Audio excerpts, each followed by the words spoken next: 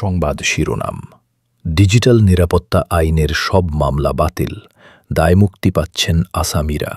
বাংলাদেশে ডিজিটাল নিরাপত্তা আইনের অধীনে থাকা সব মামলা বাতিল করেছে সরকার।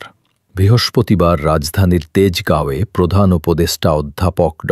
মুহাম্মদ ইউনূসের সভাপতিত্বে অনুষ্ঠিত উপদেষ্টা পরিষদের বৈঠকে সাইবার সুরক্ষা অধ্যাদেশ ২০২৫ সংশোধনের প্রস্তাব অনুমোদন দেওয়া হয়। নতুন সংযোজিত ধারা অনুযায়ী ২০১৮ সালের ডিজিটাল নিরাপত্তা আইনের অধীনে করা সব মামলা, তদন্তাধীন কার্যক্রম এবং আদালতে নিষ্পন্ন হওয়া রায় বাতিল বলে গণ্য হবে। এর ফলে ওই আইনে সাজাপ্রাপ্ত ও অভিযুক্ত সবাই দায়মুক্তি পাচ্ছেন।